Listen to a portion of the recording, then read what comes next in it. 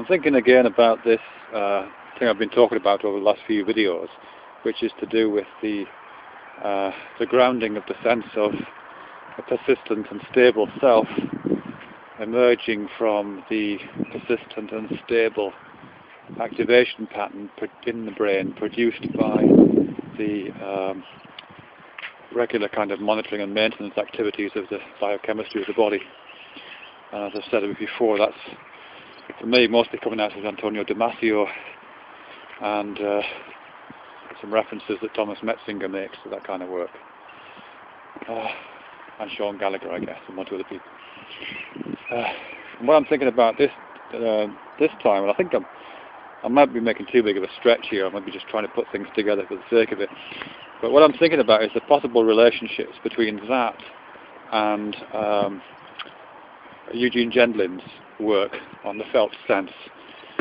Again, I've spoken about Eugene Gendlin before. He was this kind of psychotherapist who worked with Carl Rogers, and he developed a psychotherapeutic technique which he called focusing, which is a kind of internal sensing in which you kind of feel your attention and your perceptions kind of go into the interior of your body and try to locate, what the kind of milieu is down there, I guess.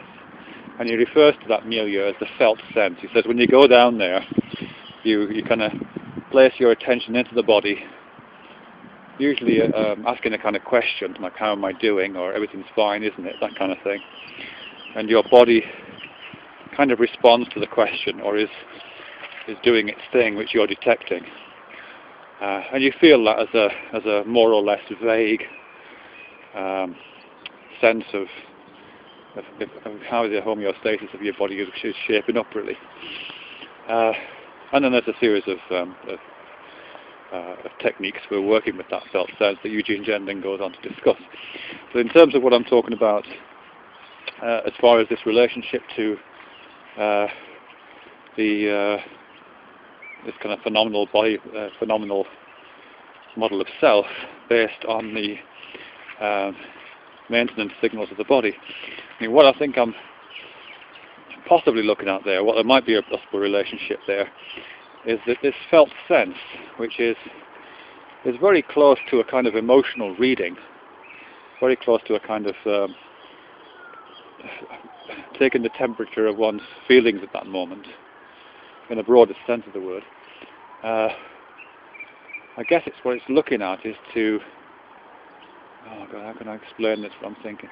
Again, I'm imagining that, if we imagine that stable, persistent activation pattern as being central, as constituting the core self, the physiological, biochemical core,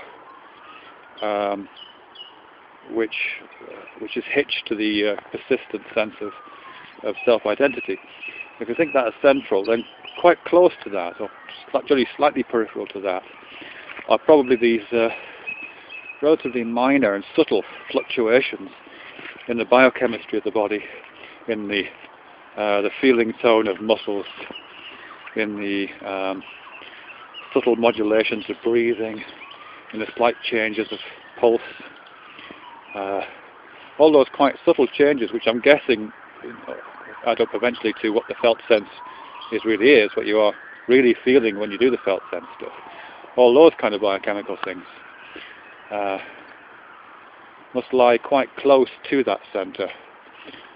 So it's almost as if by going kind of down and into the body, you're moving inwards away from, more self-evident, egotistical, or culture-driven, person-driven ideas of what the self is, to something much closer approximation to a kind of biochemical and physiological, and physical material.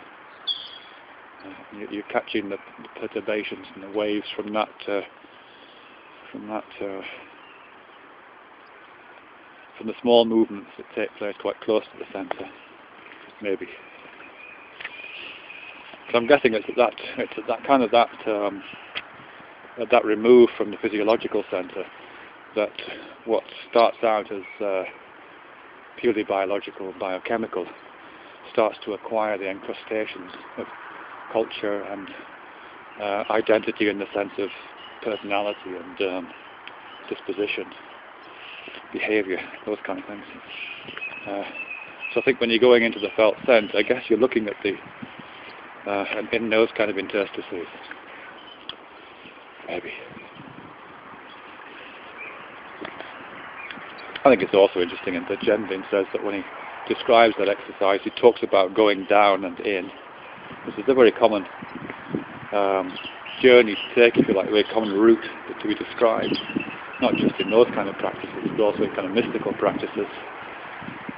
At least there's one school of mystical practices which is kind of introverted and goes inside and down.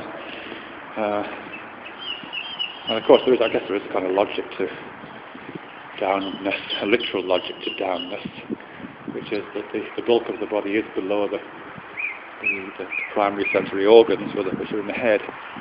But I think that sense of going in and down isn't just about the fact that it's kind of below the level of the eyes. I think it's also to do with what I was talking about this morning, which is kind of an association of downness with fundamental, with something more fundamental and foundational.